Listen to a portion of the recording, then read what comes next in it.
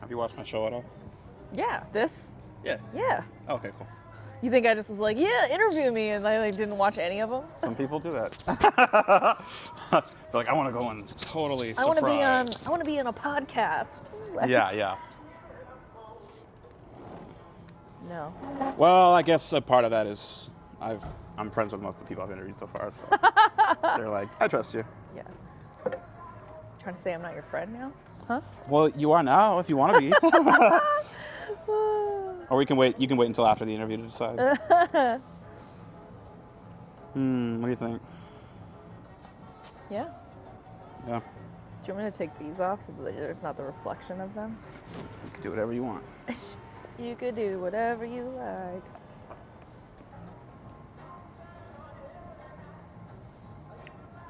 Okay.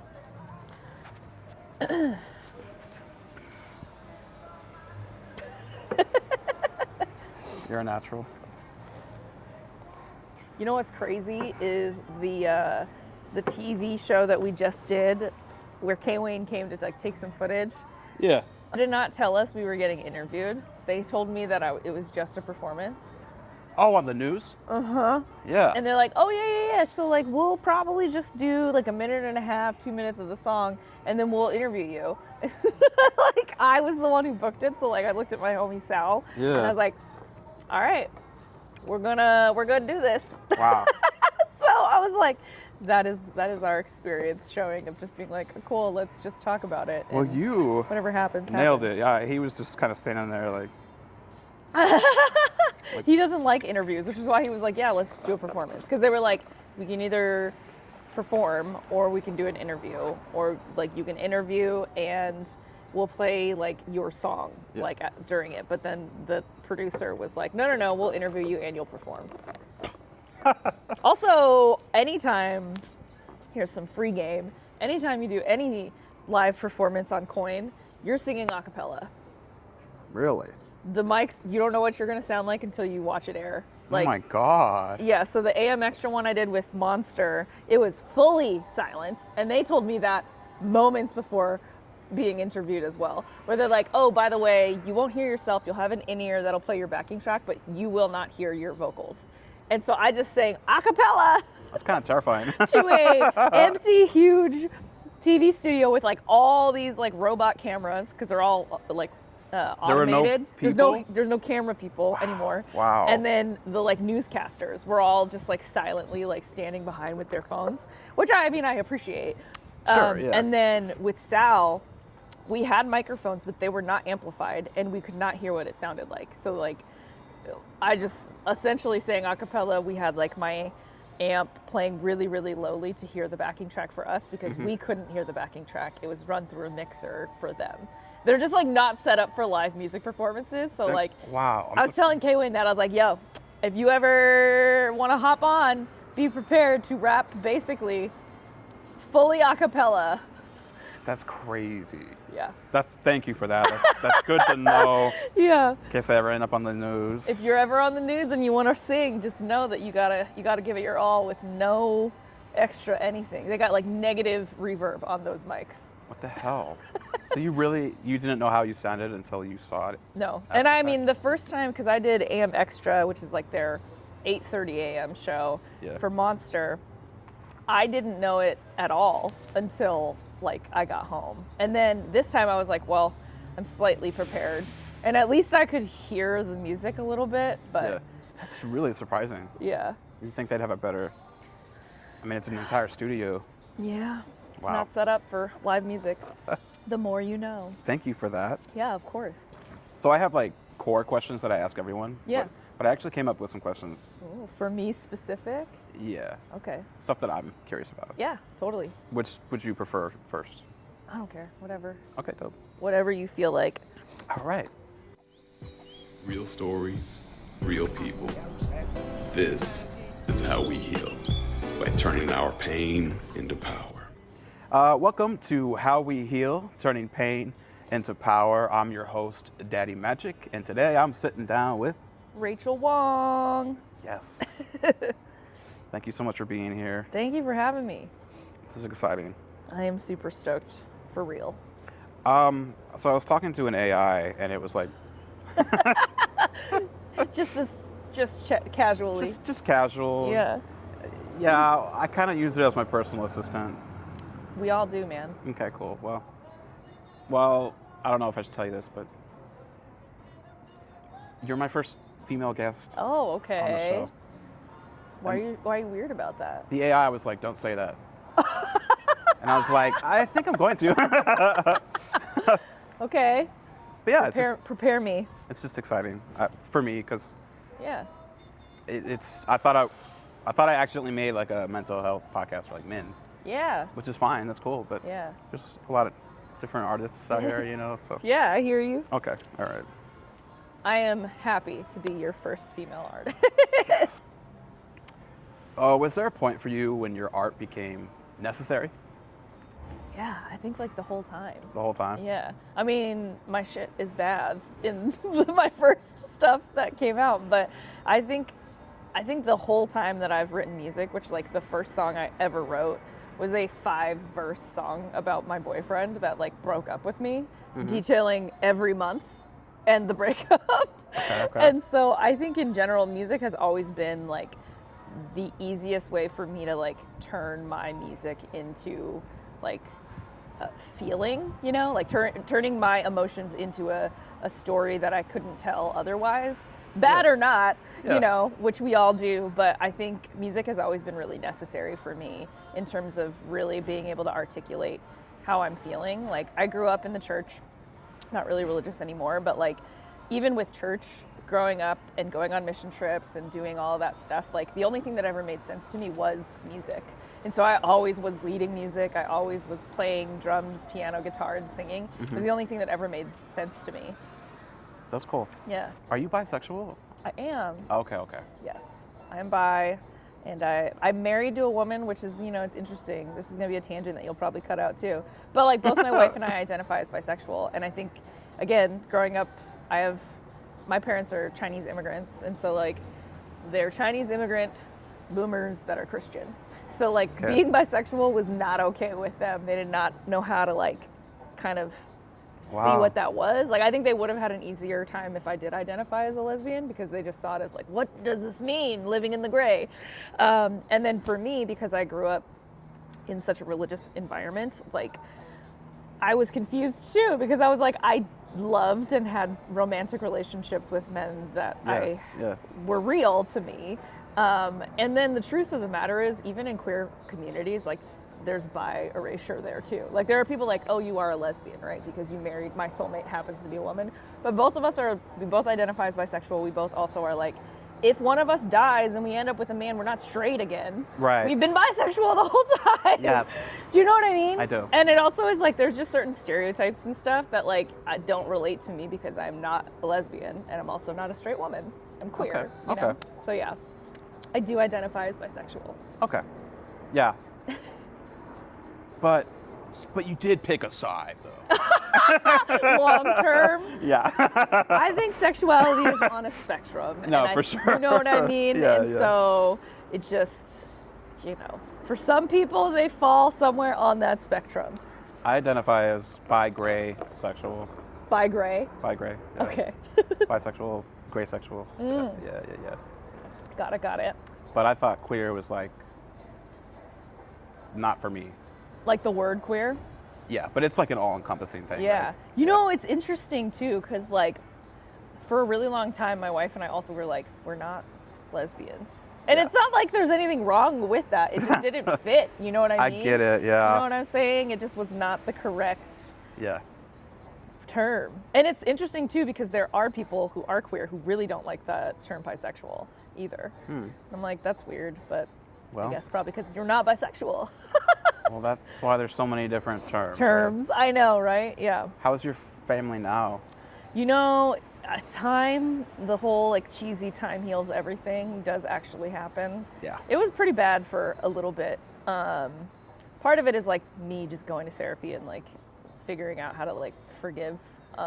Cool. But also like I know my parents love me, and I think at the time they did not have the tools in their tool set to really understand what it meant to support me. Like, it meant something else to them, and I couldn't see it. We both couldn't see it eye to eye. Unfortunately, it made different relationships where people were like pushing us to be ready before we were ready to like reconcile. Those relationships got messed up too, as like a, you know, ricochet after effect. But like, ultimately, I am essentially living the same life that like my straight siblings have. I just have a wife. Yeah. You know, like, and a big part of it was like, when I had a baby, they were like, oh, you can have a baby. Like, I got pregnant and I gave birth, and my daughter looks exactly like my mom and me. Cool. And my dad got sick. And both of us got to a point, that was kind of like the first reconcile of like, they didn't come to my wedding. They didn't know where I lived for a really long time. They didn't want or save my wife's number. But like, when my dad got sick, I didn't want him to die and have not tried, and vice versa. So it was really a timing of like, they started to feel ready enough to like meet me halfway, and vice versa. And then it's just gotten better over time. Yeah. Not everybody gets that opportunity, and I fully get that. And I'm appreciative of it. But it definitely still is like, it's hard. Like, weddings are still hard because my parents didn't come to my wedding. And things were kind of rough with my siblings, and like, we've all moved on. Good. But we have not ever talked about it. So like, okay. You know, it's I like see. one of those, like, we're cool with each other, but we're not really gonna address this. Sure, yeah. I had a friend a while back. He was like, I don't care that you're bi, just, you know, don't do it around me. Do what around you? Just Don't exist as a bisexual. Yeah, Yeah. that sort of stuff kind of happened a little bit, where it's like, you know, my family got really upset when we were like Facebook official with each other. It was like, you need to just be roommates for the rest of your life. And I just, I mean, to be fair, we did do the lesbian type thing as bisexuals, and we like got engaged really quickly. We got married really quickly. We had babies. We like did all the things really quickly. But we've been together now for over 10 years. So it's like, I get it. I also think there was never going to be a right time. And also, I was a grown-ass adult, so it was like, Yeah. I'm gonna be whoever I am, regardless of who's around. That's something I've encountered. It's kind of weird. Like, I'm really close with my family, but Yeah. they don't necessarily approve of everything that I choose to do. Right. But obviously, I want to share with them. Right. It's hard. I feel very grateful that like my in-laws, like my mother-in-law is the stereotypical Christian woman that everybody says they are. Like, she's nice to everyone. And when she found out that my wife was bisexual, she was like, I'm so sad that you felt like you had to hide this from me. And then she immediately was like, I would like to meet her, because my son at the time, my stepson, he was 1. So she was like, I want to know who's around my grandson and around my daughter. My parents were the flip. They were like, nope, not ready to like meet these people, which I don't fault her for at all. But I do think I think if both of our families were not as open, it probably would have been a lot harder. But like, my mother-in-law went wedding dress shopping with me, has like celebrated birthdays with me. Like, she's like the ideal mother-in-law. And so it helped a lot with like us feeling normal and fine as we are. That's cool. So that helped. I'm glad. Yeah. I'm glad your family's kind of... Yeah, no, they're cool. They're cool with it now. They may not be talking about it, but at least they're not shutting it down, you know? They're not marching with me at the Pride Parade, but okay. they're acknowledging of my family, so, and my existence. They're like, that's a little too gay for me right now. Yep. When you're not creating, when you're not making music, Yeah. what do you do? What makes you happy? Yeah. You know, I obviously spending time with my family. I'm a mom. I'm a wife. You know, I'm a designer. So like, I do product design and product strategy for startups and tech. So like, I'm always kind of still creative. Yeah. Love cooking. Also feel like that's kind of like, when you chef up a song, it's like the same as when you season a meal. Yeah, it's an art form. So I love doing that. Also, my wife and I just started competitively speed puzzle racing. No way. So like, we always used to like do puzzle races. Like, we met each other and we were like, oh, we both like doing jigsaw puzzles as like Against 20-year-old. each other? Or Yeah. Okay, we would okay. get like 100-piece puzzles that were the same, and then we would see who could finish it and like time lapse it. And but recently this year, we like in Portland, there's like a pretty big jigsaw puzzle racing scene. No way. And so we did our first competition like a couple weeks ago. Like I got asked to perform at Pride and I turned it down to do our competition because to be fair, That's amazing. I've performed at Pride before. I had also paid like something like 18 shows in June, like 18 music things in June, and I was like, that's a lot. it was a lot, and like four or five of them were Pride events. Yeah. So I did like the Rose Festival and stuff. So I was like, I'm cool. Like Yeah. I can take a year off. You can only be so proud. But my wife and I beat people with like world records. That's amazing. We got like nobody knew who we were. Like they had commentators and stuff, and like it was live streamed, and they were like, "Who are these people?" But we got like 4th place in our preliminaries, and then we got like 9th in overall in the finals of like 150 people across really the U.S. So you're in the pro league. I mean, for amateur speed puzzlers, Sure. we placed pretty high, you know, top 10, and it was our first competition. So, what was your overall time? oh gosh. Was it you competing against your wife? No. We were a team. Okay. Don't look at my individuals. I did better in the preliminaries. I did really bad on the finals. I was like, my AirPod wasn't connecting. I was getting super thrown off. A piece fell on the ground, so I did not do great. I mean, I still finished top 30 or something. Sure. But it was not top 10 where I was the day before. I think we finished in like 20. The final puzzle was like 28 or 29 minutes of 500 piece. Okay. And it was like super detailed. And then I thought you were saying 20 hours. no. That's, And then that's cool. yeah, something like that. It was pretty crazy. You don't have to reveal your strategy. I can cut it out. But I'm curious. For speed puzzling? Yes, because just when you're not doing it competitively, Yeah. it can take weeks Never. for me. We do like 1,000-piece puzzles at speed rate in like an hour and a half, and then typically like by a day. Like when we have a puzzle out for like a week, that's like way too long. Wow. That's just for fun. Unless we've gotten some of the like impuzzable puzzles where like it's all the same color, Yeah. or it's like a circle and they're weird like shapes and stuff, and those ones have taken us longer. But for the most part, it's like if it's not done in like a day or two, it's like That is so fucking cool. And I never would have known. you got to keep the brain going. You know what I mean? That makes sense. You know, Wow. the more you know. Yeah. Thank you for that. You're welcome. When you feel invisible, what helps you feel seen? And how do you carry that feeling forward to help others feel seen? I feel invisible most of the time. Oh, I mean, I think it's ironic that I choose to like put myself out there creatively, because like I think I hate myself a lot more than people think. really? Yeah, I have like extreme body dysmorphia. I mean, I've talked about it a lot, you know, especially when I was promoting Monster, but like Yeah. I've been at places where I've tried to kill myself many times. Like I have a really, really hard time just like loving who I am. And so for me, a part of, I don't know, fighting against that is a lot of my other identities as like a spouse and like a mother, like Yeah. especially a mom to like my daughter. Like don't want her to feel the way that I feel.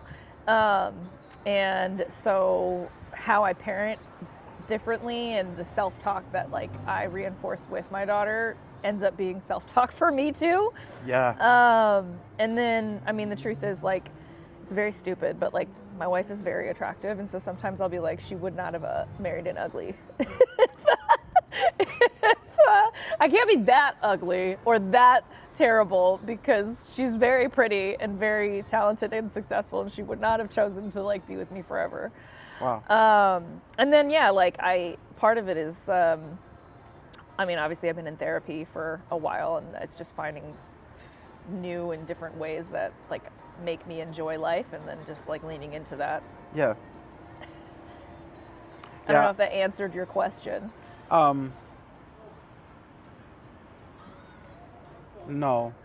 How do I feel seen? But I'm on antidepressants. I've been in therapy for yeah. a little over a decade now, and I don't think I have body dysmorphia anymore, Yeah.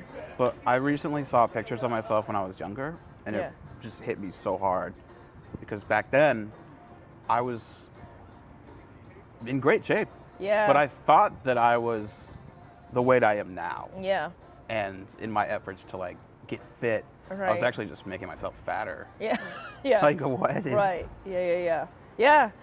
I mean, I struggle with that too. Like, I literally don't look in mirrors for the most part unless I'm getting ready for something, you know? I mean, obviously, like, I've been doing music for a long time, so, like, and I design, so, like, I design all my cover art, I edit all Yeah. my videos, I, like, put most of my content together. Wow. And so, obviously, like, the persona that I put out, I like, you know? And so, obviously, like, some of these performances, these opportunities that I've had, like being able to partner with local brands and Yeah. like shoot cool shit, like I feel seen in that capacity. Like obviously as an artist, like being on stage and having those types of moments where you really feel like you're connecting with people and they understand or see your music. Those are obviously like things I lean into as an Yeah. artist per se. In the day-to-day though, I mean, a lot of it is like seeing myself through like my kids. Yeah. Yeah. That's beautiful. I'm curious about, so yeah, you're pretty well known. Am I? I This is think what I so. mean. See, this is like, I feel like nobody knows who I am. Oh. I feel like I'm still like the like weird Asian girl in the corner that people are like, oh, I guess she can sing. Oh, wow, okay. Well, yeah, I guess I'm just wondering, like, you have all these roles, you know, Yeah. especially you're performing. Right. As Yeah. an artist. Yeah, your stage persona. Right.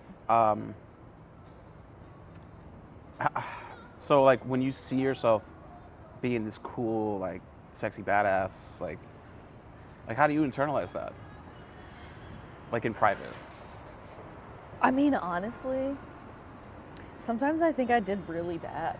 Like literally the last thesis show I played, I felt like I was on top of the world. Yeah. Because everybody was like singing, people were singing my lyrics. The Which I was like, thesis is which I was great. like, who, like, how do you know my songs? And, you know, then the next night, and sometimes I'll have dancers and stuff too. So the next night I had performed a kind of smaller showcase that was at Alberta Street Pub.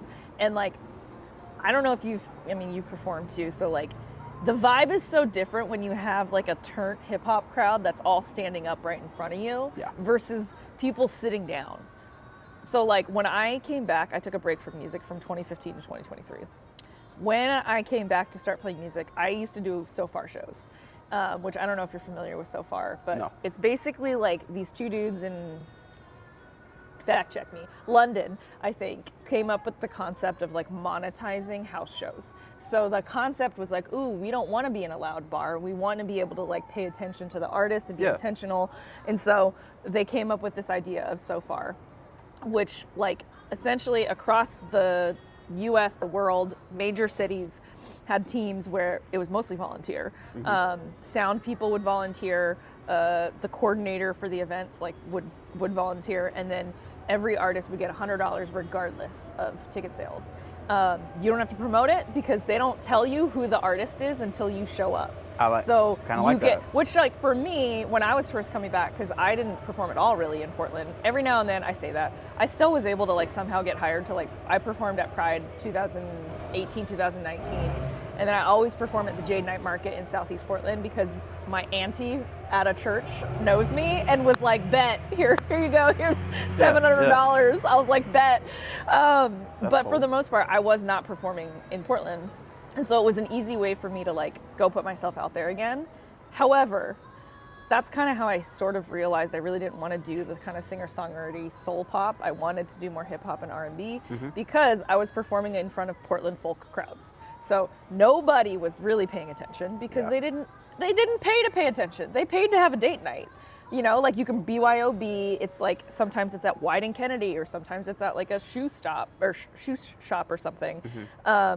And so I started getting really insecure about it because I was like, am I bad now? Like, I had just had my baby, I just came out, like COVID happened, I was like performing again in Portland, and I was just really like, I'm not sure that I'm good at this anymore. And there was like a person who said some things to me that like, I don't even know or really like this person, but they said some shit to me where it was like, it got in my head. Yeah.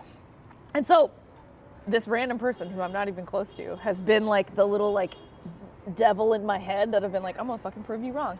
And then I have, you know, the first hip hop showcase that I ever performed at, ever, not just in Portland, was last July.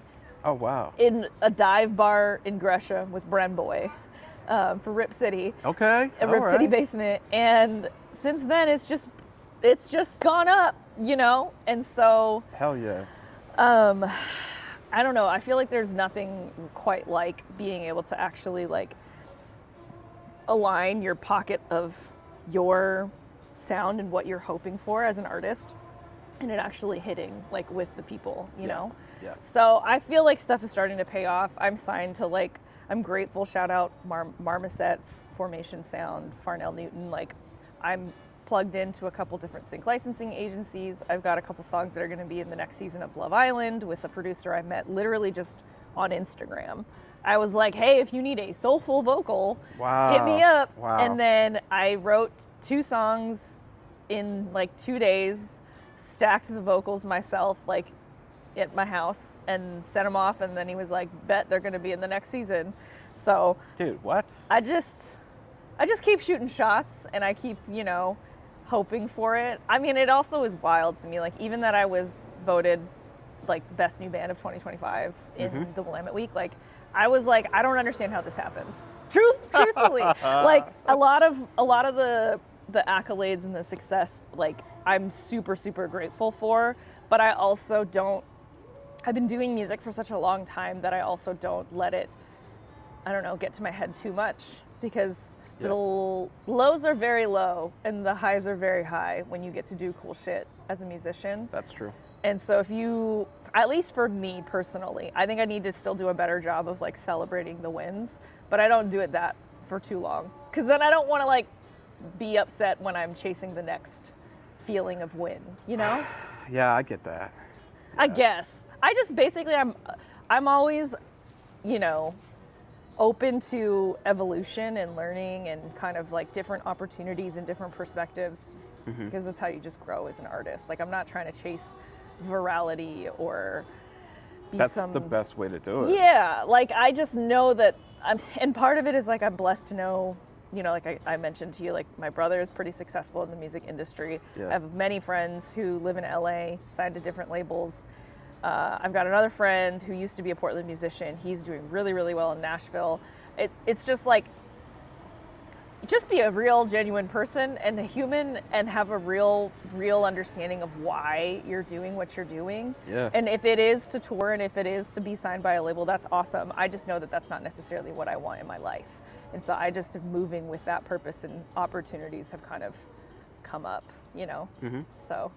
Yeah, I was looking at your older music, listening to it, and Oh, God. yeah. Sorry. Don't do that. Sorry. Don't do that. Okay, Don't well, do that.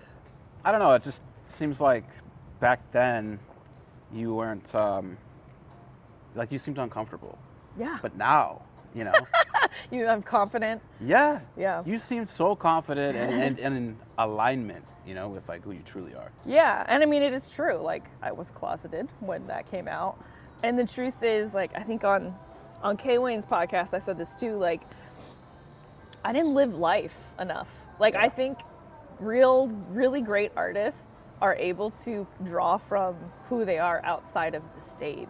Yeah. Like, when you're able to, like, fucking Adele had a whole marriage and a divorce be a whole album, you know what I mean? Like, I'm just like, or there are certain times, especially with even sync licensing, like, I'm not always writing exactly my story, but I am present as a person in my life, like, as a friend, as a sister, as a daughter, like, as a mother, and being able to, like, grow as a human being and then take in those experiences and then regurgitate it into storytelling and music is so powerful, and it's so fucking cool. Yeah, it is.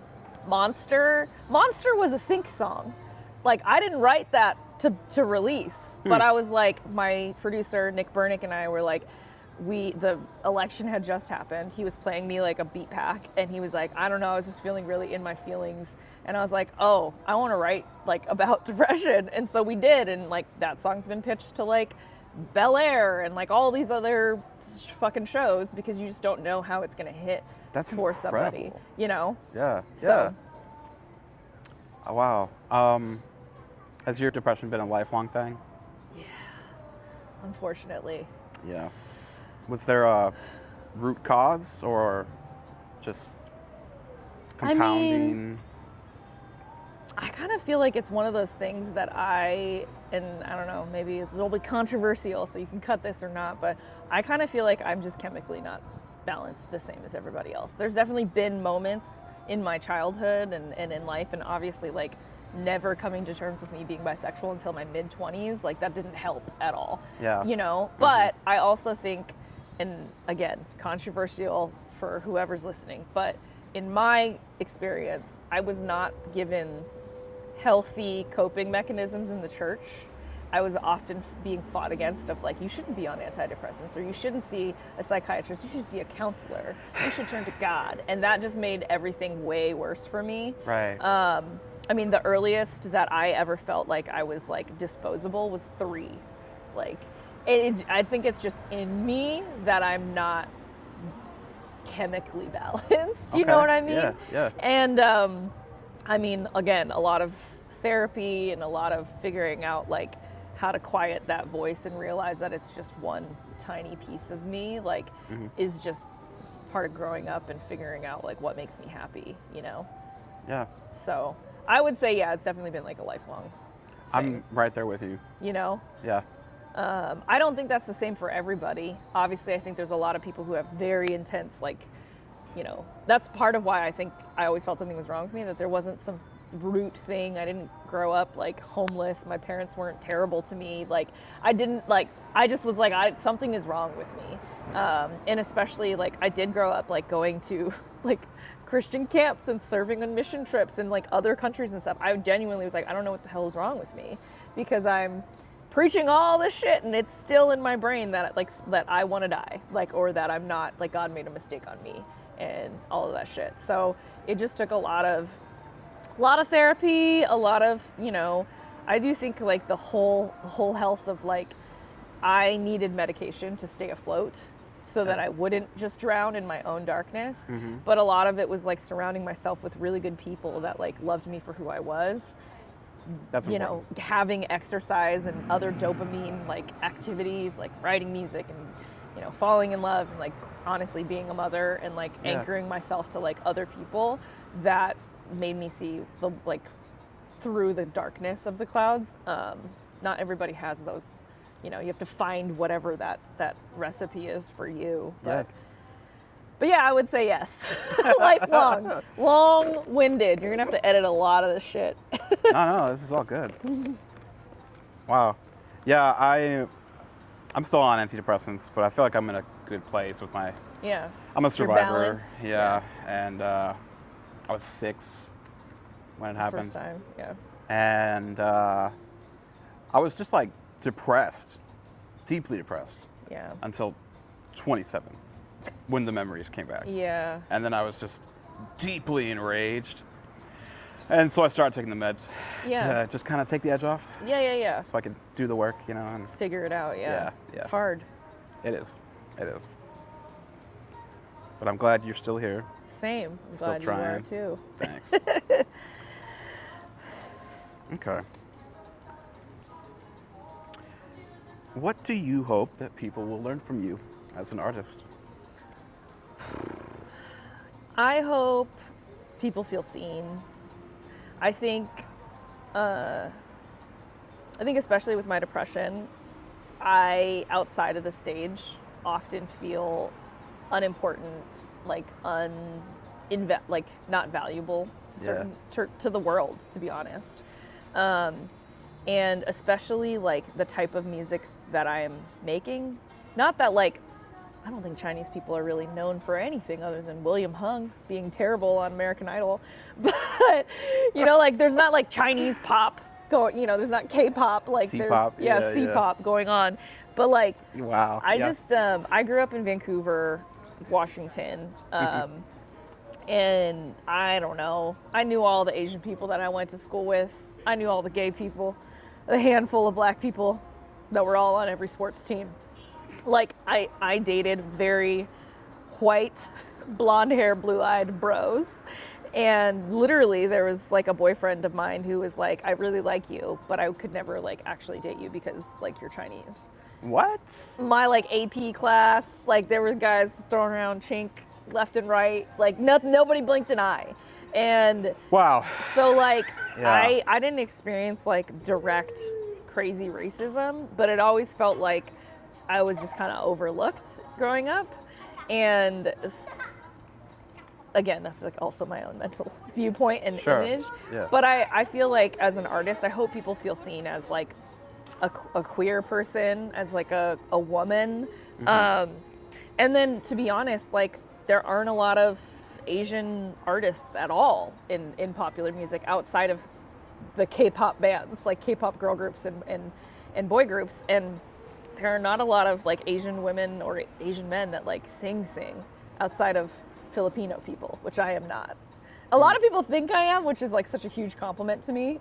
But yeah, I really hope that people feel like connection and like representation. I mean, that's what I'm doing now as like a geriatric millennial still singing on stages is like, I want people to know that like, even at my age and as a mom in the burbs, like a suburban housewife, you can still go after your dreams and chase after the things that make you happy, and make it work for you, right? Like absolutely. I want to do sync licensing. I met an artist who makes $500,000 a year writing music for brands and ads. So like you can still do the things that you want to do. It's not too late to kind of try and find where you can fit into those industries.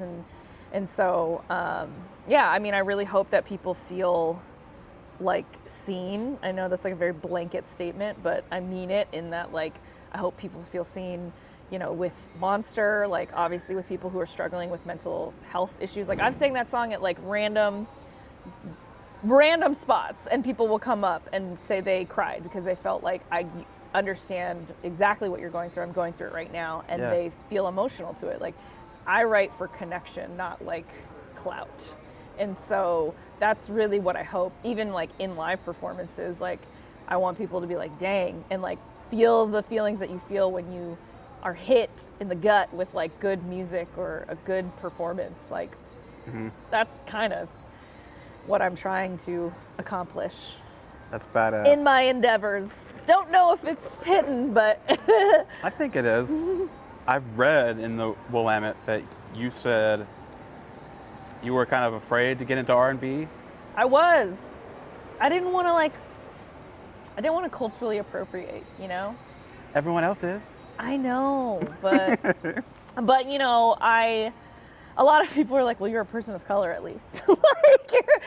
True.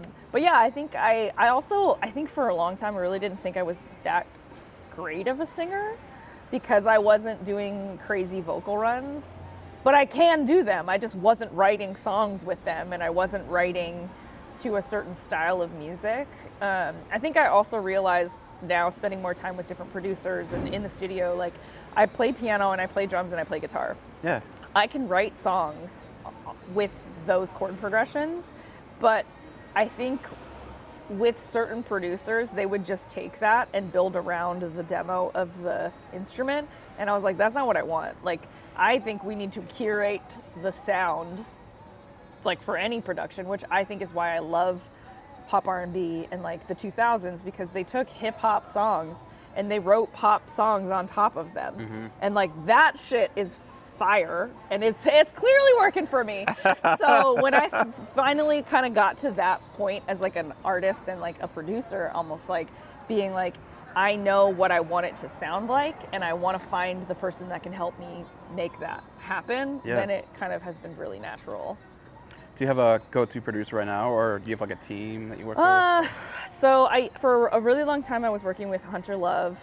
He's the co-founder of Formation Sound. And he's an artist of his own right too, but he does mostly sing stuff now. He doesn't work with artists anymore.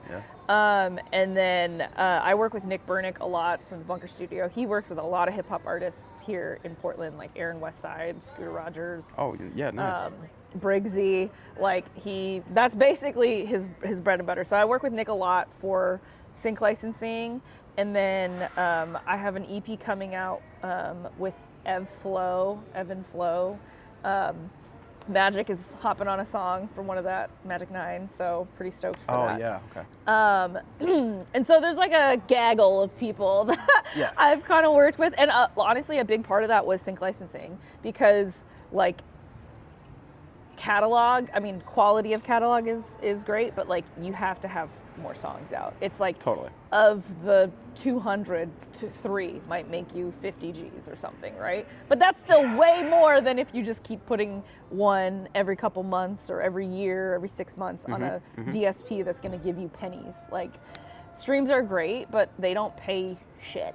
No, they do not. Like at all. And like live performances, while I love them, they also do not pay well unless you're in a very big city. But even then, like in LA or New York, you're often paying to play at those opportunities.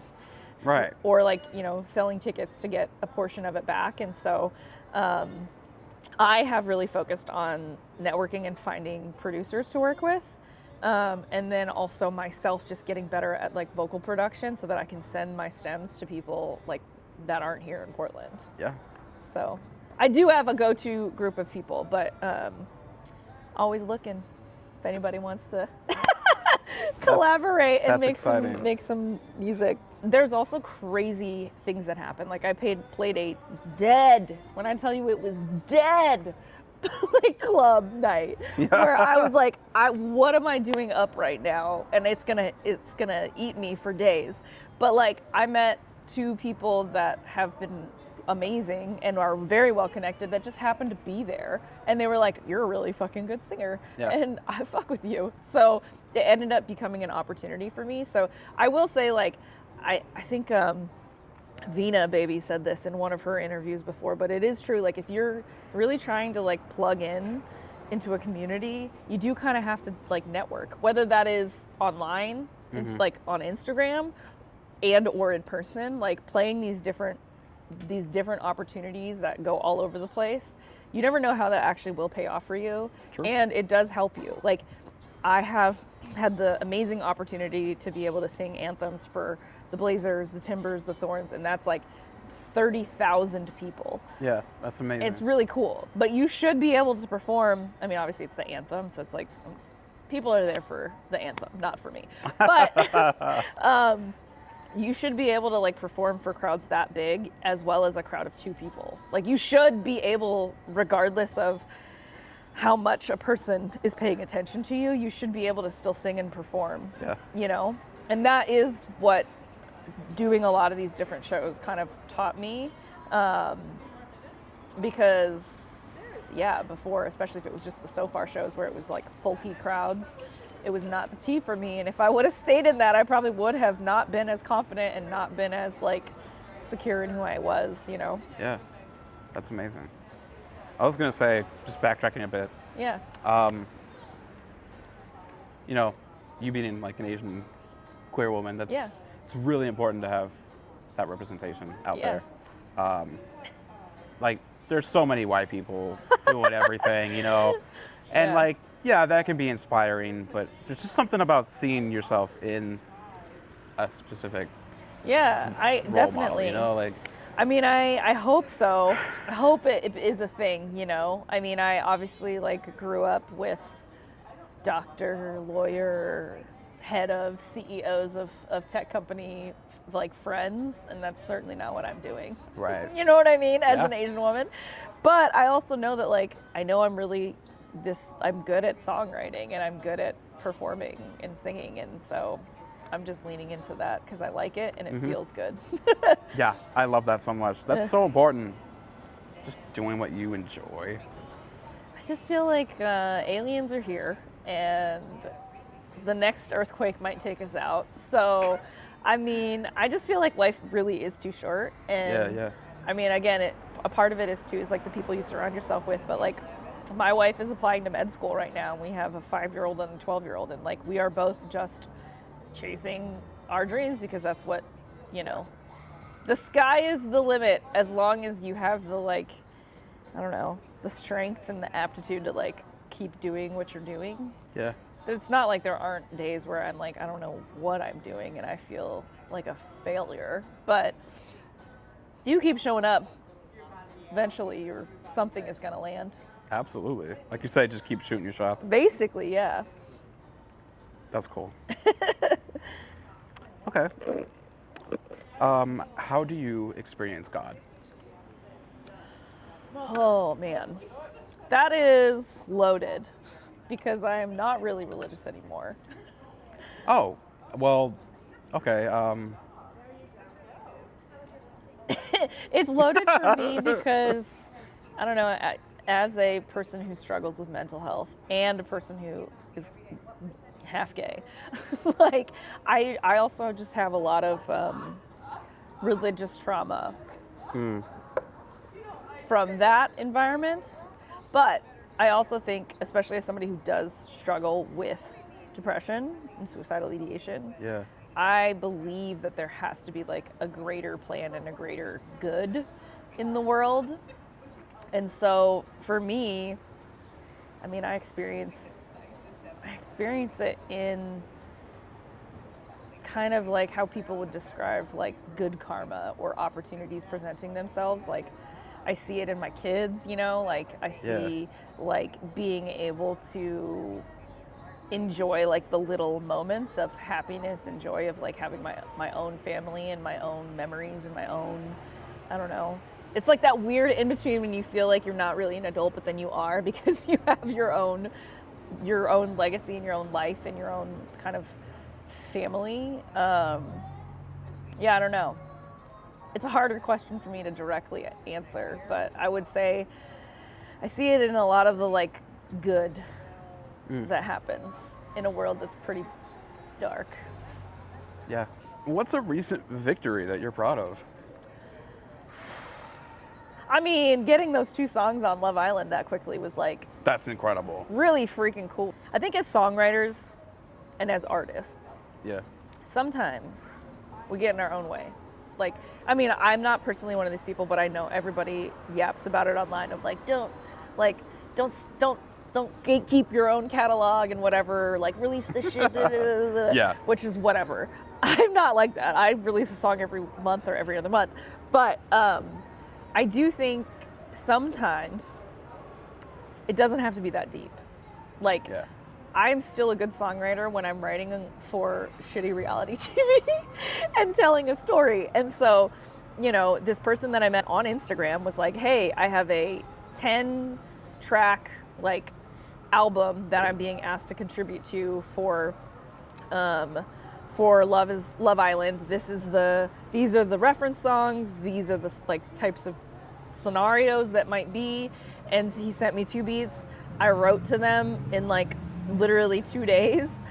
I didn't think they were really that good, and then 4 days later he was like, they've been accepted, they'll be in Love Island. And because it's all complicated, but like the sync agency that put this album out is also part of a larger kind of publishing company called BMG, and so it will get other placements too. That's so exciting. I was like, for me it was a good exercise of like, there's not a bad, like, your catalog is not bad. Yeah. Even if you think that song is corny or whatever, you're still if you're a good songwriter and you're a good performer, you could still like get your bag and be successful, you know what I mean?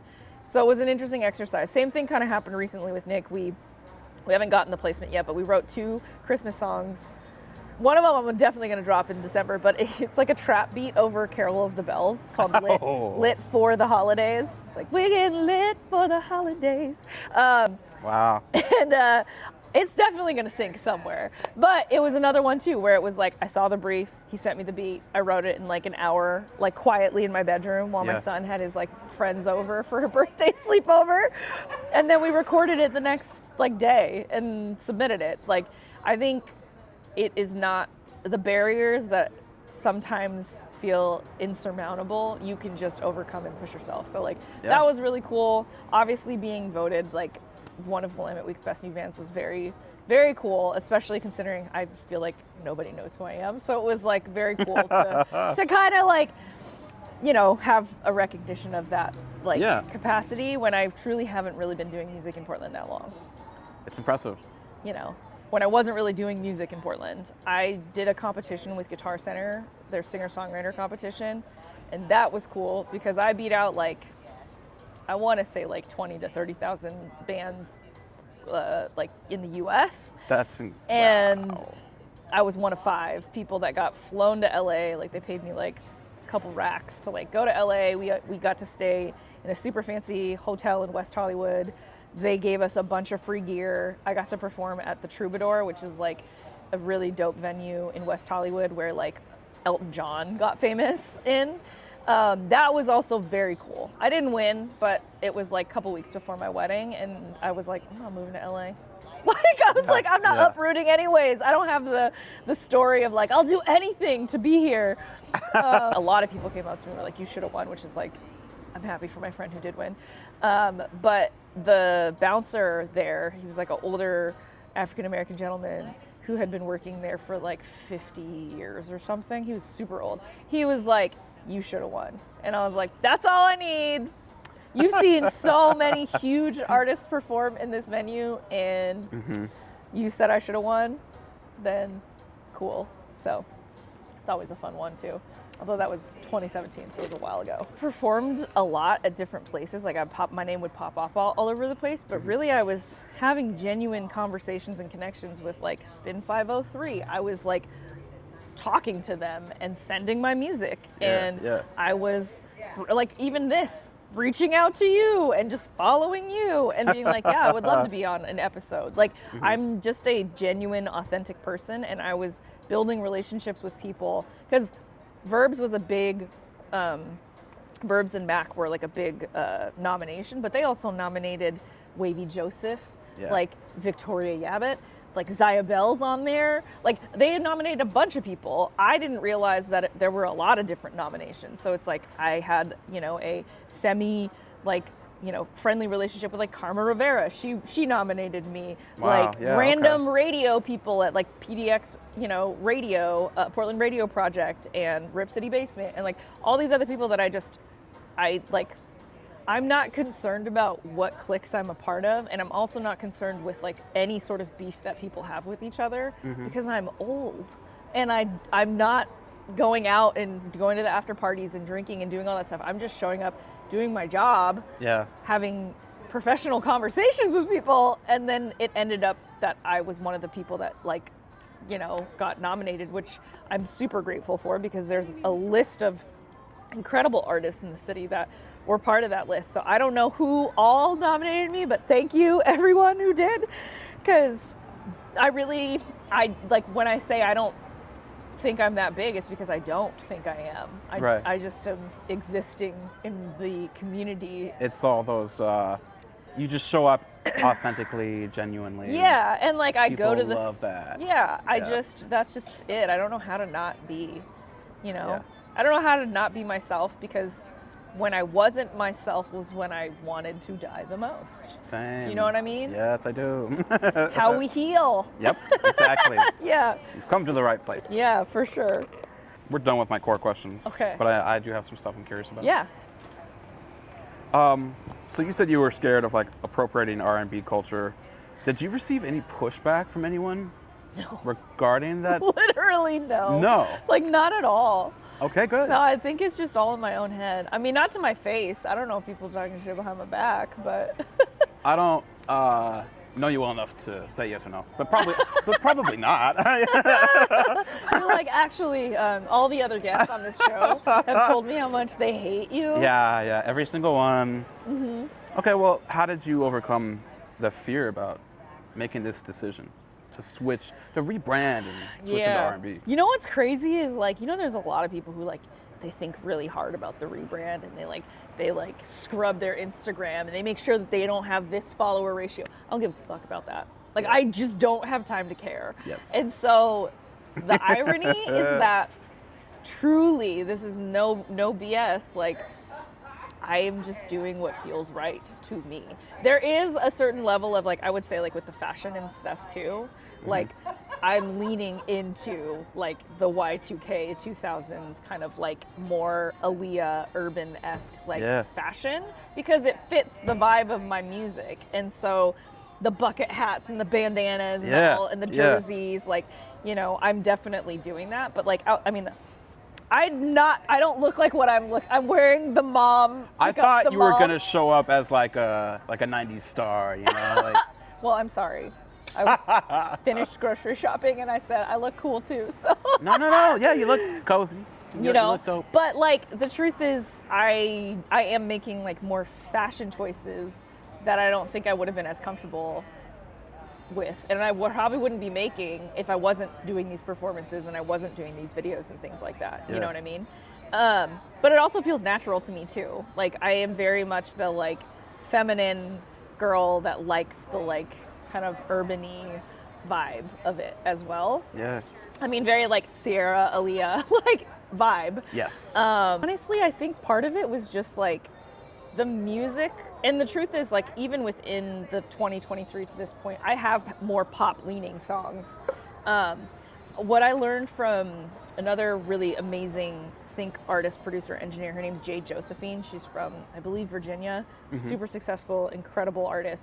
I had a call with her, and I also Mighty here, you know, the rapper Mighty. I don't know if you heard of him. No. He's well, he's another really successful artist too, and he has a lot of sync placements as well. Like, I realized like I can exist in like multitudes, you know? Like, I like to say this a lot where it's like two things can be true, multiple things can be true. And so I say pop R&B because I do like pop, certain types of pop music that has soul in it, you know what I mean? And you kind of can hear it in the catalog of stuff that I've released. But when I feel most myself, it's like within that kind of like hip hop pop bag. And I bring up Jay Josephine because she is the one who told Mighty, who then Mighty told me of like, especially with sync, like, you are you don't have to be different monikers, which some people do create, like, oh, this is my pop name and this is my hip hop name and my I do that. whatever name. But like, you can be good at A and B and C and D, and you can still be yourself in these different genres, and it still kind of sounds like you. Like, there's a brand of music style in sync licensing called like brat rap, which is like basically like white girls rapping to like Charlie XCX, like brat, like something that would be in like a Fanta ad or something, right? Yeah. Or in like a cutaway scene in like Selling Sunset or something. So a producer sent me a beat and was like, oh, I was thinking this. And I was like, so I don't really rap like that, but I'll sing like Lizzo. And like Lizzo does sing soulful, you know, melodies on top of that type of music production. I think I'm confident because I feel like I know what my sound is a lot more than I did when I was in my 20s, because I just wasn't around very many actual like music producers and executives and A&R people, which is interesting now because I do get hit up by them a lot, and I'm like, I'm not interested. Yeah. I'm like, I'm not gonna pay you $1,500 a month to do something that's never gonna bring me back if I don't leave Portland. And I'm not leaving Portland because I have young kids. Right. You know what I mean? I do. Well, like, I've had homies be like, oh yeah, but what if we do this tour here and there? And I was like, if it's not drivable distance, north or south, I'm not going. Yeah. That makes complete sense. I mean, part of it too is because I am not only relying on music to survive. Like, I have financial freedom with other like avenues of how I exist, and so I'm like, I'm not gonna go broke. Like, I'm not spending hella money on music videos or photo shoots or any of that stuff, because I do a lot of it myself, or I have friends who have you know, also have their cameras, and vice versa. We're able to like edit for each other and stuff, because it's so easy to blow money and never make any of it back. You have to do so much of that stuff on your own anyways, that it's like learning how to do it makes you just a bigger threat as an artist to understand how all of these things work. Like, I had people asking me, like, well-established people being like, who does your booking for you? And I'm like, me. And like, I told Kaylin, you talked about AI, ChatGPT is my homie. A lot of times I'll be like, who can I write to? Yeah. Help me write a pitch email, like center it around this or that. Totally. Send the emails. Ashley sends a booking email and Rachel shows up, you know? Wow. Okay. Have you ever answered the phone like, oh, Rachel's in a meeting, but I'll have her call you back? No. But it's you. No. Nobody calls anymore. Oh. It's all email for me. But no, there have been times where I've booked something as my booking manager, and then slowly it's just me responding.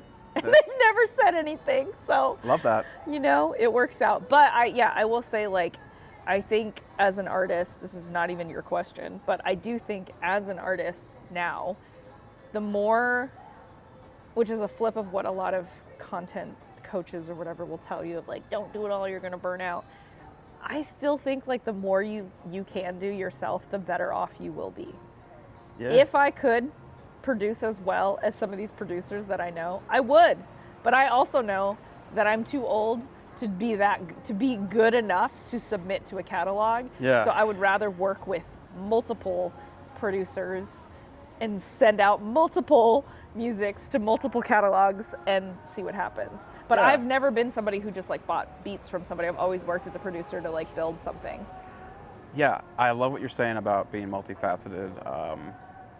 I started producing myself because I did buy a bunch of beats, and I was like, this was expensive. Expensive, yeah. Or And- like not even really like the exact vibe you were looking for. Exactly. Yeah. Yeah. And that's one thing I love. Like if you start making your own music, everyone has their own sound, and you never know what it's gonna be until it comes out. Like Yeah. when I sat down to make beats, I was like, I want to make like Larry June type beats. You know, that's not at all what happened. Yeah. This is not what happened. No. No, I've gotten really into producing like techno, industrial. Ooh. Some people say my music sounds like LP. It's not at all. Not what you were intending. No, but I'm really enjoying it. But it's cool, Yeah. you know? It's just fun to like dabble. Yeah. Yeah, so I'm curious when you embraced your queerness for the first time. Good question. It's not going to be that exciting. That's fine.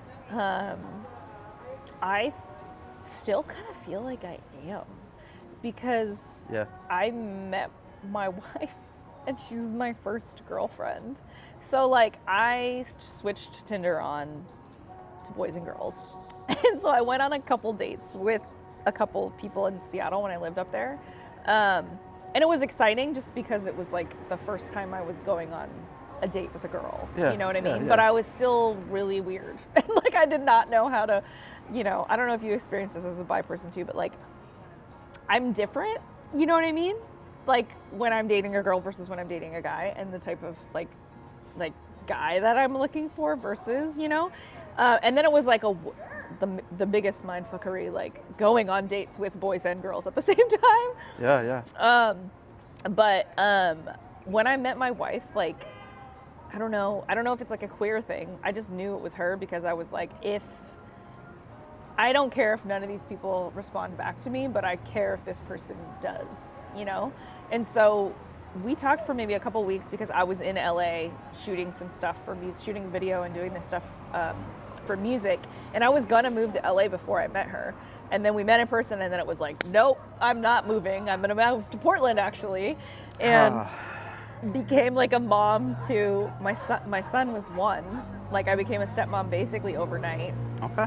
And so it just felt natural because she was also closeted too, but she knew that she was bisexual since she was like a teenager. She just never had the opportunity to like date women. And so I feel like being with her is like just natural to me. Like she never wanted to hide me. I never wanted to be hidden. We live in Tualatin. Like we are often the only gay people or the only moms like at the school. Like my son is 12 now. We are often like, and we get along really well with his dad and stepmom, but we all show up together and everyone's really confused. Like it's 3 moms and then like there's siblings on both sides. And, you know, like I just, it's never not felt natural to like love her. Yeah. And so, I mean, in terms of like being out and proud, like we don't really do a lot of that stuff. I kind of do exist as if I am married to a, you know, straight his man, except for she's not. She's a woman.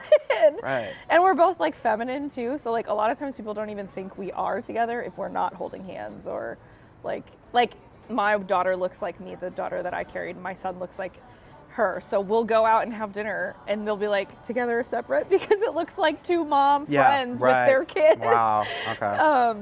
But yeah, like I do think obviously being able to play queer shows, which honestly to me is relatively new. So I just did Sapphic PDX, which is like a big queer party at the White Owl Social Club Sunday, and it was insane. It's like a private event, so like you can't get in unless you have bought tickets on Eventbrite to say what your pronouns are. So it is only she, hers, or they, thems. And it was crazy. There was like maybe 100, 200 people there. DJ Aspen was the, you know, was the person. I Which, saw in general, that on Instagram, yeah. Vibes are always amazing when Aspen, shout out DJ Aspen when she's performing, but like it is a different, it kind of is cool. Like it was one of those moments where I was like, oh, this is amazing. Like it's just safe as a woman and like a queer woman, like being around other queer women, it was like just happy vibes. And there was like spin the bottle and like wet t-shirt contest, and it still felt safe, like, which is crazy to think about. So like whenever I'm able to perform for something that is pride related, I probably feel the most gay.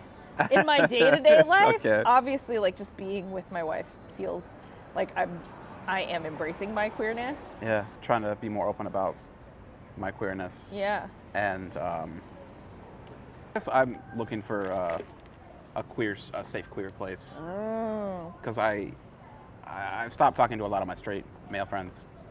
They can be quite homophobic. Yeah, 100%, especially in the hip hop community. What's that? Especially in the hip hop community. Unfortunately, yeah. Unfortunately, yeah. And I just got tired of people calling me gay. It's like, I know I'm gay. I don't need you to say it every single time I see you. Yeah. Every single time. Yeah. Yeah. Yeah, and I just, I am bisexual, but right. I really identify with being gray sexual. And do you think there's a place for people like me in the queer space? Yeah. I feel like there really is there is. First of all, I'm gonna say it with my whole chest without even having the receipts for it. I truly do believe that there is this is the good voice in my head. There's a place for you anywhere, but especially Portland. Yeah. I am sure that there is a space.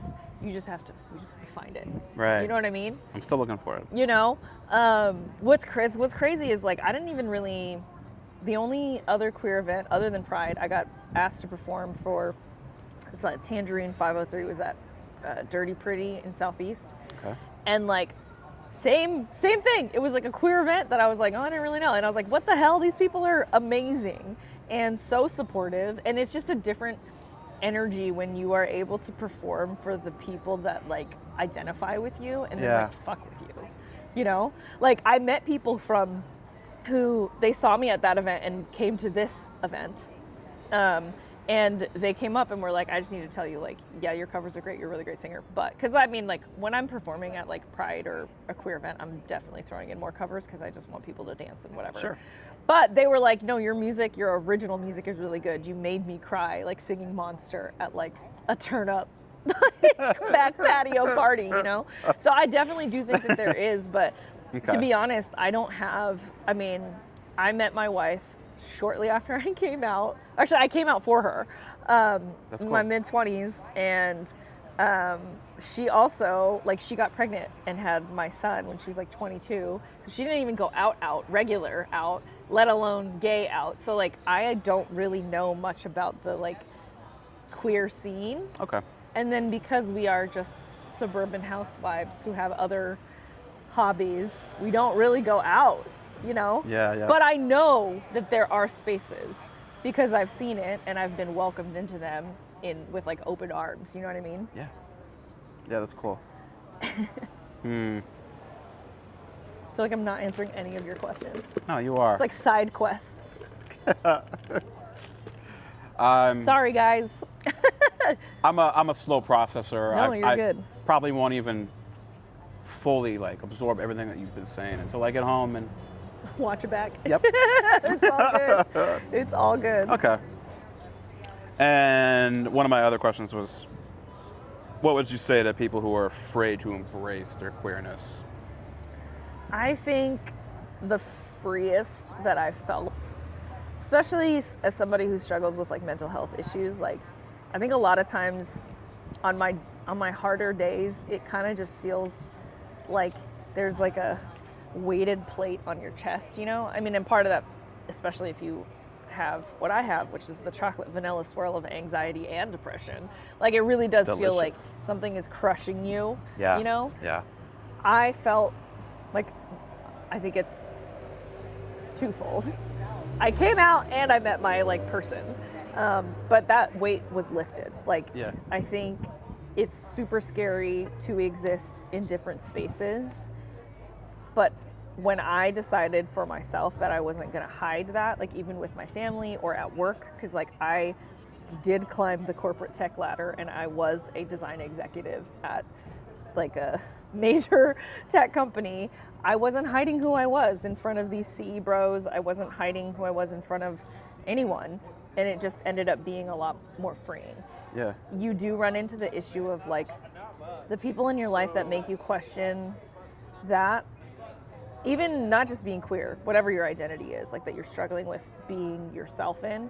People who, like, I know that there are hella people that are weird about you talking about your mental health struggles. Oh, yeah. Like, a lot. Yeah. And I think the people who make you feel like you're crazy or like somehow that makes you less because you're gay or because you struggle with mental health issues, like, those people shouldn't be in your life. And as hard as it can be to have that like grief, you know, and deal with like, oh, I'm done with this type of a friendship. Yeah. It also ultimately becomes a positive thing for you because those are not people that you want in your life. Like my wife and I have this like this rule that everybody kind of lives by too, but it's like if it's not a fuck yes, it's a fuck no. Agreed. From people, from like, I mean, it also is how we decide like what's for dinner, you know, like if it's not a fuck yes, it's a fuck no. But like it's true, you should, especially at my age, but in general as you grow up, like you should only have people that are really fucking with you because they like you as who you are, not what you can give them, not what it looks like to them. Like this is what I mean about the like clout chasing or the accolades or the whatever. Like you could win a Grammy but be a terrible fucking human. Or you could make hella money and like give it away. You know what I mean? Like it's just like, I think in whatever identity you're struggling with, like I think being true to who you are always reads better. It's like the same shit that coaches say all the time. It's like just be authentic to who you are and don't like be a salesperson about it. Yeah. And that is really what connects to people. That's what changed for me in my music is like you can hear that I was writing dumbass songs when I was younger because I did not experience life. Yeah. And it sounded like, and also I feel like artists should embrace the fact that like it's a fucking journey and you should always be growing. Like it's you're not awesome at every single stage. That's true. You're not super boss level at level 1 if you've been doing this for 6 months at an open mic. Like just a little bit of humbleness, not so much so like I need to work on my own self-love. I don't think you need to hate yourself, but a little bit of that can go a long way in terms of like your being palatable to the greater public. It's not that deep. You know? Yeah. I think like something that I've really learned to embrace and that has helped me kind of in my artistry and also like the like mind fuckery of all the metrics and shit that's flopping or not flopping is like you don't have to be for everyone. Right.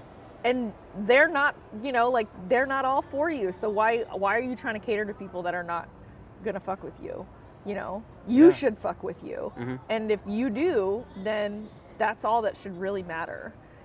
I do think people could spend a little more time writing good songs, you know? Yes. But I think everything is a balance of like intentionality and like why you're doing what you're doing and what you're putting out in the world and what success means, and like, okay, you make $1 million, now what are you going to do with your life? Like, Yeah. you know, because that is how I think you succeed in any aspect of a career, is like figuring out what are you hoping to like have as an impact, you know. And especially as like artists and anybody who's a public figure, I think like there's an aspect to like who you are matters to someone, like you're saying, like the representation. 100% is I didn't see any Asian people in the 2000s. Yeah. You know what I mean? And I did feel alone, you know what I mean? And I certainly didn't see people who were bisexual or out bisexual that came out later, you know what I mean? Yes. But like in Hollywood, like there were not people, even like when I came out with my wife, I had a lot of, you know, very snowflakey liberal Portland, Seattle friends, theater friends that were like, you guys don't exist like feminine women together. And I was like, we do. It's just not talked about because of the stereotypes that exist in any community. You know what I mean? Yeah. Wait. So your wife, she didn't know that you were gay? What? You said when I came up to my wife. Oh, I'm yeah, just yeah, teasing. yeah. Got it. Because- She didn't know. Just kidding. Wow, that must have been a tough I thought it was conversation. it was a tough convo. Yeah. But yeah. Wow, okay. Well, you're super dope. You're super dope. Thank you for letting me yap it up with you. Yeah, of course. I hope it was helpful. Hope that it's worth an episode. Yeah, definitely. Hopefully we got something out of it. Got more questions for me? Actually, no. I feel like I'm done talking to you. But honestly though, I think a lot of people, especially in the hip hop / music community in general, I think people are afraid to, especially when it comes to mental health, I think people are afraid to tell their stories because they're afraid to look crazy. Yeah. And I'm like, you're not crazy for saying the quiet part out loud. Mm-mm. Everybody is suffering in some capacity. Yes. Like, I didn't know that I thought I was dying when I got anxiety for the first time. It happened while I was pregnant. I thought like I was having heart attacks. And it's like people have panic attacks, people have anxiety, especially if you're a millennial. Yes. Grew up with all the shit that we've had to grow up with. All the terror. And yeah. I just feel like there is, I learned this even before I was like kind of doing music more, but just being more open about my depression. There would be people who would be like messaging me, like friends, quietly, you know, because they're like, how did you do this? And how'd you get on this medication and off? And it's like, I just don't think it needs to be such a taboo subject. Yeah. I do think it's hard because it's like, either it's not taken seriously because the person saying those terms are not actually struggling with depression or anxiety, or it's like you need to stop glorifying it. And it's like, it's not glorifying it, it's just that if you've never really been in that place, you don't know what it feels like. Yeah. If you've never been, I mean, that's who I wrote Monster for. Like, it's for anybody who has really gotten to that point where they genuinely did not want to exist here anymore because they felt like it would be better off. If you don't know what that feels like, you should not talk about it, you know? Agreed. And then for flip of that, if you are somebody who is struggling with it, you should not feel afraid to do that, and you should not have to worry about professional or friendship, personal relationships to talk about it. You shouldn't have to like tone down whatever the fuck that means. Yeah. Because you know what's crazy is it's not like straight people are going around talking about who they're fucking and whatever. We're not like tell me about your straightness. Just because you are gay does not mean that like you're any different as a person. Right. You know what I mean? I only ask about your queerness to help me with my queerness. Got it. And whoever else is Whoever queer else out there, is struggling, obviously. Yeah, but you're right. Like, I haven't asked any of my straight friends, like, what's it like to be straight? Yeah. I don't care, to be honest.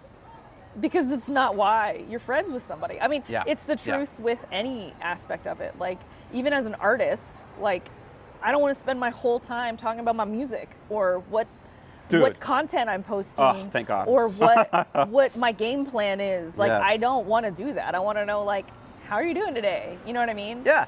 And I do think that's it's a big part of who I've become friends with in the music community, is because I don't care about that shit. Like, I'm grateful for the opportunities that are presented to me, but I treat it as a job, and I think more people should I treat it agree. as a job. Sometimes I just want to hang out, but when you hang out with rappers, they always want to rap. It's like, stop it. I've dated Stop rapping. I've dated artists or people who do music, and it's like, I don't want you to sing to me No.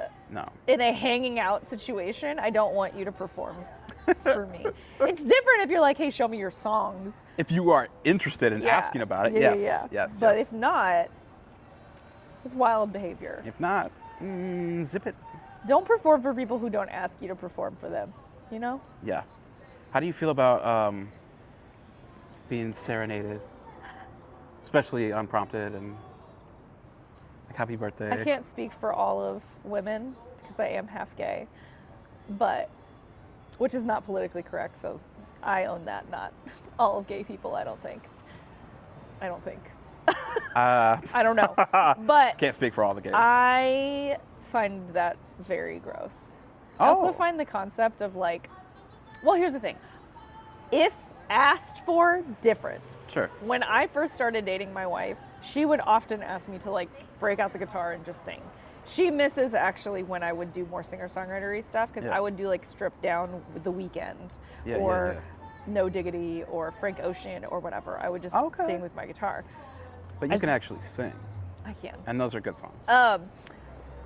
But like if a guy was like putting on like a sex playlist or something, that's like not attractive to me. A sex playlist? Like, you know what I mean? Like people being like, oh yeah, like this R&B song's about to like get her all horned down. Sure, I am like sure. not into that. I don't know, but I'm not a straight woman, so I can't. I am attracted to men, but I am not attracted to that. Like that Sure, is yeah. not my cup of tea. Yeah. Okay. I definitely won't. Somebody just told me a story about like they got into a fight with somebody and they would like sing to them, and I was like, that's absolutely jail. To like make up for the fight? Okay. Yeah, I'm cool with like if you wanted to serenade me right now, you know, like 30 seconds. Yeah. Cap it, you know? Yeah. Okay, cool. We did it. Yeah, I guess I'll close it. Okay. I'm just, Unless you want to talk more. It's hot as hell right it is now. getting hot. Sometimes this happens where I forget I'm hosting a show, and That we're on camera. yeah, you're super cool. I could just chill here with you. But technically, I guess we're working. Technically, yeah. Okay. This has been How We Heal, turning pain into power. I'm your host, Daddy Magic, and this is Rachel Wong. Rachel. Do you want to give your socials, your ats? You can find all of my information, my shows, all my links to everything, rachelwongmusic.com. You can find me on all streaming platforms, Rachel Wong. And then on most of my socials, it's Ray Can Sing, R-A-E Can Sing. Hell yeah. And I'm dropping a single basically every month through the year. So you better pre-save, you better stream it, or you're homophobic. Oh. Just kidding, just kidding. Just kidding. I'm just joking. Please listen to my music. Wow. No, I love that. I might start saying that. If you don't support If you don't this support show, me, then you don't like Asian people and you don't like gay people, yeah, basically. yeah, you're racist and homophobic, and no one wants to be that. Not in Portland. Mm-mm. Wow. Okay. This was fun. It was.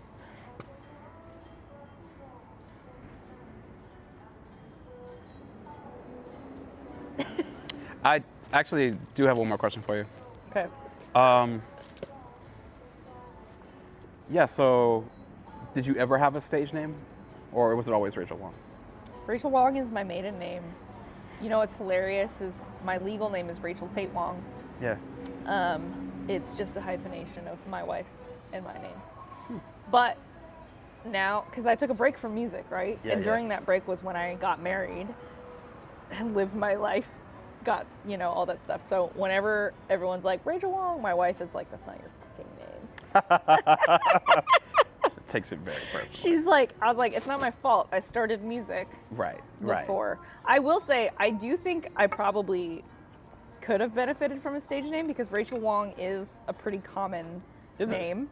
Like, Wong is a very common Asian name. Yeah. And I guess I don't know many Asians. why it's Ray Can Sing is because Rachel Wong is taken. I used to have like Rachel Wong music or whatever, but it Oh. would be really long. Which, I mean, it is my website, and on Facebook and YouTube, it's Rachel Wong Music. Yeah. But yeah, I've always thought like, oh, would it be cool to have a stage name? But then I was like, man, I don't really care. And even with sync licensing, there are people who have monikers, Yeah. like Hunter. Hunter does really well doing different monikers. Oh, this bee. I don't know. But I just don't want to. Okay, I just cool. want to just keep it my easily. Also for like SEO. SEO. Like all of my music, like, because I've had other press and other opportunities, like, Oh, you said SEO? yeah, Okay. search engine optimization. Yeah. So like, I already have articles and videos and stuff about me under makes Rachel sense. Wong. It doesn't Yeah. make sense for me to like play around with a moniker. I know a lot of people do, but I just was like, one, I don't have one that I feel really strongly about. Although like Ray probably would be cooler, but Right. I just go by that because, spoiler alert, I hate being called Rach. And so growing up, my parents and family and friends call me Ray or like Ray Ray. And so I just, Ray Can Sing. Okay. Yep. Well, I'll only ever call you Rachel. Perfect. Cool. It's funny, my wife is like that too. My wife's name is Stephanie and she does not like being called Steph. Yeah. She's like, what is that, Steph on your shoe? Like, Wow, wow. Yeah, well, most people don't pronounce the T in my name. It's Hunter. Hunter. Hunter. You're saying it wrong. Hunter. Yeah, jeez. That's hilarious. Or That's they'll not call me hilarious. Hunt. Oh, really? Yeah. Oh, God, I hate it. Oh, you ever been hunting? No. Tried to box me in, said I'd never win. Roll me off before the race began. Now I'm running circles around you, high heels on the gas. At first you doubted me, now you wanna pass. Try to make me small, now I'm flipping the script. Tried to dim my shine, but I'm way too lit. I'm a little jaded, I think you've been too. Gave you all of me, then you played me like a fool. Jaded, can't come to the phone, I'd rather be alone. My turn to ghost, jaded, jaded, jaded, jaded. Said I was too much, now I'm just enough. Just enough. Funny how they chase when you level up. You were throwing shade every chance, now real.